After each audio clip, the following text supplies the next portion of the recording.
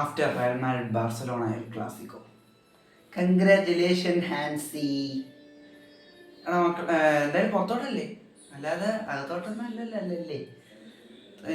ഞാൻ തന്നെ ഇട്ടിട്ട് പോകും, അല്ലാതെ ഇവന്മാർ അഴുക്കപ്പുള്ളവർ വൃത്തിയോട്ടോ ഇനി ഇവന്മാരോടൊന്നും ഞാൻ നിൽക്കത്തില്ല. എന്നാ ശരി. എടാ മക്കളെ, എന്തായാലും ഹാൻസി ഫ്ലിക്കും പിള്ളേരും ഇത്രയൊക്കെ നേടിയല്ലേ, ഒരു ഗാഡഫോം കൊടുത്തേ. എനിക്കത് പറ്റത്തില്ല. ഒന്ന് പോടോ, എനിക്ക് തോറ്റടിക്കുന്ന സമയത്ത് ഈ ഗാഡഫോം കൊടുക്കുന്ന കുന്തം എനിക്കൊന്നും വയ്യ. എനിക്ക് ഒന്നാം ദേഷ്യം കൊണ്ട് കുഴപ്പമില്ല. എടാ എമ്പോ ഒന്നില്ലെങ്കിലും ഞാൻ തന്നെ ഇത്രയും കോച്ച് ചെയ്യൊരു കോച്ചല്ലേ എടാ. സാവിച്ചായ ഒരുമാതിരി മറ്റേ പരിപാടിയായിട്ട് എൻ്റെ അടുത്ത് തരരുത് കേട്ടല്ലേ. After Barcelona Real Madrid match dressing room. എടാ എന്തുവാണോ നീയൊക്കെ എന്നെ അവിടെ വെച്ച് നാണം കെടുത്തി കളഞ്ഞല്ലേ, ആ ഹാൻസിയുടെയും പിള്ളേരുടെയും നടുക്ക് വെച്ച്.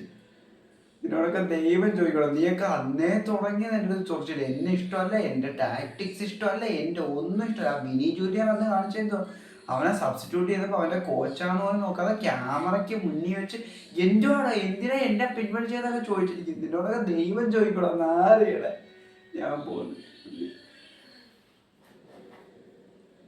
ഉദാഹരണം അടുത്ത മാറണം വിളിക്കുന്നു. Hello sir. ഹലോ സാറേ. എടാ എന്തുവാടോ ലപ്പോട്ടയ്ക്ക് മുമ്പ് ഞാൻ നാണം കേട്ട് ഉരുകിപ്പോയോ. എടാ തനിക്ക് നാണമുണ്ടോ? ഇങ്ങനെ 120 വർഷങ്ങൾക്ക് ശേഷം ടീമിനൊക്കെ ചാമ്പ്യന്മാരാക്കിയിട്ട് വന്നതല്ലേ, നാണമുണ്ടോ തനിക്ക്? ചിത്രോ അങ്ങനെ തൻ്റെ പിള്ളേർക്ക് തൻ്റെ താരങ്ങൾക്ക് എന്നെ ഇഷ്ടമല്ല, എൻ്റെ ടാക്ടിക്സ് ഇഷ്ടമല്ല, എൻ്റെ ഒന്നും ഇഷ്ടമല്ല. പിന്നെ ഞാൻ എന്തോ ചെയ്യണം? തന്നെ ഞാൻ സാക്ക് ചെയ്യാൻ പോകും. സാക്ക് ചെയ്യണോ? താൻ സാക്ക് ചെയ്യണ്ട. എനിക്ക് ആ റെസിഡൻ്റായിട്ട് ഞാൻ ഇപ്പം മെയിൽ ചെയ്തേക്കാം. തനിക്ക് ഞാൻ തന്നെ ഇട്ടിട്ട് പോവാൻ. എനിക്കോ ഈ അഴുക്ക പിള്ളേരെ ഒന്ന് മേടിച്ചോണ്ട് പോവാൻ. പക്ഷെ വെച്ച പുല്ല്. അപ്പോൾ ഗൈസ്, ഞാനിങ്ങനെ ഡബിൾ ട്രിപ്പിൾ റോളൊക്കെ ചെയ്യുന്നത് നിങ്ങൾക്ക് ഇഷ്ടമാണോ എന്നൊന്ന് താഴെ കമൻറ്റ് ചെയ്യുക. അപ്പോൾ പോകുന്നതിന് മുമ്പ് ചാനൽ കൂടെ സബ്സ്ക്രൈബ് ചെയ്താൽ നന്നായിരിക്കും. അപ്പോൾ